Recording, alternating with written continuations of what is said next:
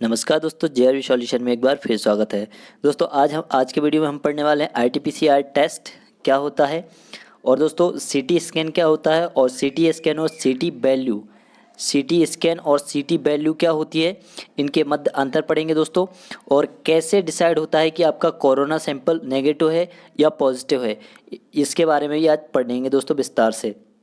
तो दोस्तों चलते हैं आज के टॉपिक पे। और तो दोस्तों जैसा कि हम लास्ट वीडियो में मैंने आप पढ़ा चुका हूँ कि कोरोना वायरस क्या है दोस्तों, एक आरएनए है। क्या है दोस्तों, कोरोना वायरस है जो आरएनए है। और इसको जब हम सैंपल निकालते हैं या फिर कोरोना पॉजिटिव या कोरोना नेगेटिव टेस्ट होता है उसको टेस्ट करते हैं, तो दोस्तों इसके लिए क्या करना पड़ता है, हमें आरएनए में, डीएनए से आरएनए में इसको चेंज करना पड़ता है। क्योंकि इसका जेनेटिक मटेरियल जो होता है ये अंदर वाला ये होता है आरएनए। तो इसको क्या करना पड़ता है दोस्तों, पहले इसको करना पड़ता है डीएनए में परिवर्तित करना पड़ता है। जब ये डीएनए में परिवर्तित हो जाता है तो फिर इसको क्या करते हैं दोस्तों, इसकी जांच की जाती है। तो दोस्तों इस डीएनए में परिवर्तित करने के लिए इस प्रक्रिया को क्या बोलते हैं, सबसे पहले मैं आपको बता देता हूं दोस्तों आरटीपीसीआर का फुल फॉर्म। तो इसे बोला जाता है रिवर्स ट्रांसक्रिप्शन पॉलीमरेज चेन। ठीक है, एक बार और बता दूं, रिवर्स ट्रांसक्रिप्शन पॉलीमरेज चेन बोला जाता है। और ये क्या होता है दोस्तों, जेनेटिक मटेरियल होता है जो क्या होता है आरएनए में होता है। आपसे अगर कभी क्वेश्चन पूछा भी जाए तो आप बताना आरएनए में होता है कोरोना वायरस। ठीक है, कोरोना वायरस आरएनए है और इसकी जांच करने के लिए इसको डीएनए में परिवर्तित किया जाता है। ठीक है, हम कहते हैं ना कभी किसी को कुछ हो जाता है तो बोलते हैं ये डीएनए टेस्ट करवा लो, पता चल जाएगा कि ये बच्चा किसका है। तो दोस्तों इस प्रकार से डीएनए टेस्ट जो टेस्ट होता है हमारा वो डीएनए से होता है, आरएनए से नहीं होता है। ठीक है, अब दोस्तों मैं आपको बता दूं कि अब चलते हैं टेस्ट किस प्रकार से होता है। और सिटी स्कैन और सिटी वैल्यू, जो सिटी वैल्यू होती है इसको क्या बोला जाता है दोस्तों, तो इसको बोला जाता है साइकिल थ्रेशोल्ड। ठीक है, इसका फुल फॉर्म क्या होता है, साइकिल थ्रेशोल्ड होता है सिटी का। अब दोस्तों डीएनए से आरएनए में जो परिवर्तित होता है इसे क्या बोला जाता है दोस्तों, इस चेन को, तो इसे बोला जाता है दोस्तों ट्रांसक्रिप्शन, रिवर्स ट्रांसक्रिप्शन बोला जाता है इसे। जब किसी को आरएनए को डीएनए में परिवर्तित किया जाता है तो इसे कौन सी प्रक्रिया बोली जाती है दोस्तों, रिवर्स ट्रांसक्रिप्शन प्रक्रिया बोली जाती है। अब चलते दोस्तों कि सिटी वैल्यू क्या होती है। तो सिटी वैल्यू वो होती है कि हमारे फेफड़ों के अंदर, जब हमारे शरीर के अंदर कोरोना पहुंच जाता है तो कोरोना की जनसंख्या कितना है, मतलब उसका परसेंटेज कितना प्रतिशत पहुंच गया हमारे अंदर, वो चेक करते हैं हम। सिटी वैल्यू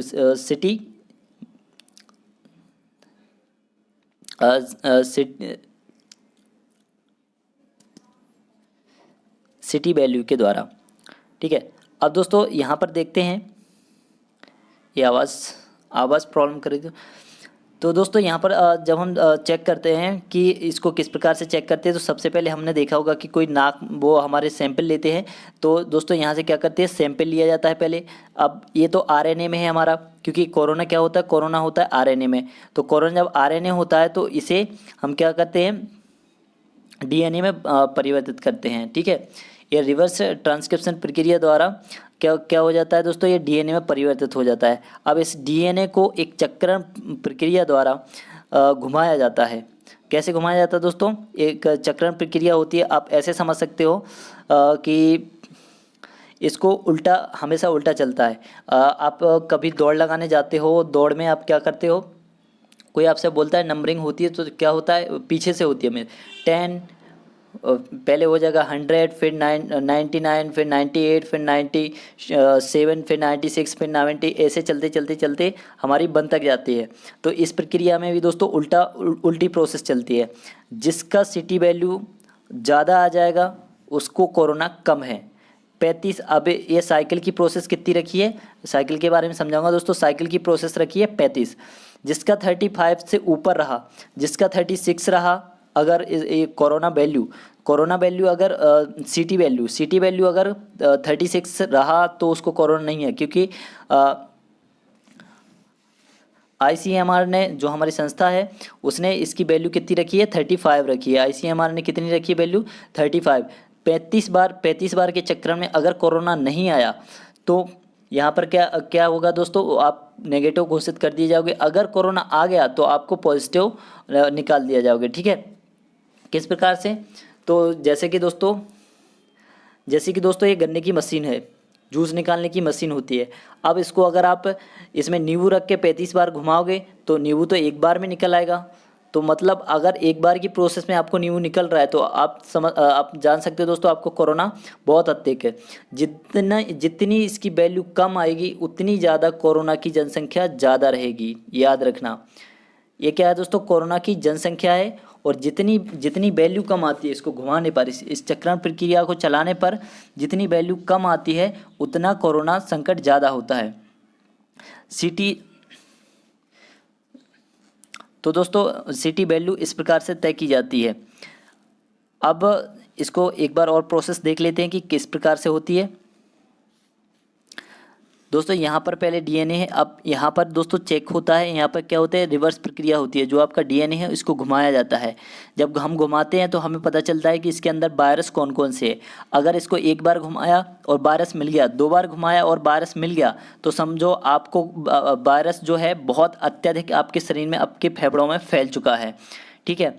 ये प्रोसेस बता देती है, क्योंकि अगर कोई किला होता है, वो किले में बहुत सारे मकान हैं, बहुत सारे कमरे हैं, और उसमें क्या होता है, चोर जो डाकू जाते हैं ना, डाकू पीछे से जाते हैं हमेशा, याद रखना क्या करते हैं, वो पीछे से जाते हैं। और जब आप चेक करने जाओगे कि आपके यहाँ पर कोई चोर या कुछ नहीं, तो आप बहुत सारे कमरे रहेंगे, इसमें मान लो 100 कमरे होंगे, और आप आगे से चेक करोगे, ठीक है। आप क्या करोगे, आगे से जब चेक करोगे तो पहले और दूसरे और तीसरे, मान लो वो 10वें कमरे में मिल गए, तो आप क्या कहोगे कि वो 10 कमरे तक आज पहुँचे हैं। मतलब ये 100 कमरे हैं, यहाँ से लाइन से, यहाँ से क्या है दोस्तों, ये लाइन से 100 कमरे हैं, और वो यहाँ तक पहुँच गए। मतलब कहाँ तक पहुँच गए, ये 10वें कमरे तक पहुँच गए। इस प्रकार से आप समझ सकते हो कि इसकी उल्टी गिनती चलती है। 10वें कमरे तक पहुँच गए, मतलब जो ये यहाँ पर है 90 कमरे, ये जो 90 कमरे हैं, 90 कमरे तो फुल हो गए ना, यहाँ पर तो होगा ही होगा जब 10वें कमरे तक पहुँच गया। तो दोस्तों इस प्रकार से हम चेक करते हैं। और अगर आपका 35 आया तो समझ लेना, आपको 35 से ज़्यादा आ गया तो आपको कोरोना नहीं है, ठीक है। इस प्रकार से है। और अगर मतलब थोड़े बहुत सिम्टम्स भी होते हैं तो वो ऑटोमेटिकली मर जाते हैं। ये प्रोसेस होती है इसकी रिवर्स प्रोसेस में। अब दोस्तों सिटी वैल्यू और सिटी स्कैन में अंतर क्या है, अब ये समझते हैं। तो दोस्तों हमने यहाँ से समझ लिया, ये चीज़ दोनों चीज़ समझ ली। सिटी वैल्यू क्या है, सिटी वैल्यू निकाली किस प्रकार जाती है। सिटी वैल्यू जितनी ज़्यादा रहेगी, सिटी वैल्यू जितनी कम रहेगी कोरोना उतना ज़्यादा रहेगा, और सिटी स्कैन जितना ज़्यादा रहेगा कोरोना भी उतना ज़्यादा रहेगा, ठीक है। ये दोनों एक दूसरे के अपोजिट है, CT value CT scan. CT scan में क्या किया जाता है दोस्तों, सिटी स्कैन में हमारे फेफड़े को क्या इसकी फ़ोटो खींची जाती है, स्कैन किया जाता है, मतलब फ़ोटोकॉपी की जाती है। और इसमें हम देखते हैं कि इसकी वैल्यू क्या आ जाती है। जब इसकी वैल्यू आ जाती है, इसकी बतौर 100 आ गई, या फिर यहाँ पर 85 है, सपोज़ 85 है इसकी वैल्यू, और इसकी वैल्यू भी 85 है। किसी 2 व्यक्ति है, एक व्यक्ति की जो सिटी स्कैन करवाया गया, सिटी स्कैन में उसकी 85 वैल्यू आई, और एक व्यक्ति का जब PCR टेस्ट करवाया गया तो उसकी वैल्यू भी 85 है। तो इसमें स्वस्थ कौन हुआ, तो दोस्तों स्वस्थ वाला व्यक्ति है, जो ए वाला व्यक्ति होगा ये स्वस्थ होगा, क्योंकि सिटी वैल्यू जितनी ज़्यादा आएगी, सिटी वैल्यू जितनी ज़्यादा आएगी उतना ही कोरोना कम रहेगा। और स्कैनिंग में जब सिटी स्कैन करते हैं तो इस सिटी स्कैनिंग में जितनी ज़्यादा वैल्यू रहेगी कोरोना भी उतना ज़्यादा रहेगा। एक बात याद रखना दोस्तों, ये बहुत इंपॉर्टेंट बात है। कोरोना किस प्रकार से फैलता है दोस्तों, इस प्रकार से कोरोना फैल जाता है, ठीक है।